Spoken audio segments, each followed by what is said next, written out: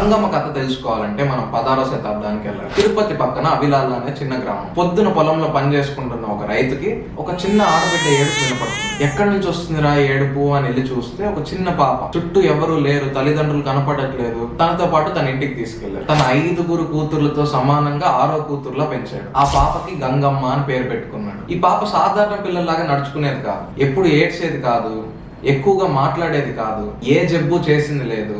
ఊర్లో అందరికీ కూడా ఈ పాప సాధారణమైన పాప కాదు అనిపించింది. ఈ పాప ఆ రైతుకు దొరికి ఇప్పుడు 25 ఏళ్ళైంది. ఊర్లోనే అత్యంత సౌందర్యవంతురాలిగా, చూసిన వాళ్ళని ఇట్టే ఆకట్టుకునేలా ఎంతో నయన మనోహరంగా ఉండేది. అప్పట్లో ఒక క్రూరమైన పాలేగాడు ఉండేవాడు తిరుపతికి. తనకున్న పలుకుబడితో ప్రజల్ని హింసించేవాడు, ఆడవాళ్ళని బలవంతం చేసేవాడు. ఊర్లో వాళ్ళందరూ ఎంతో భయంగా బతికేవాడు. ఆడపిల్లల్ని దాచిపెట్టుకొని బతికేవాళ్ళు. ఒకరోజు ఈ పాలేగాడు గంగమ్మని చూస్తాడు. ఎలాగైనా గంగమ్మని వాడు వశపరచుకోవాలనుకుంటాడు.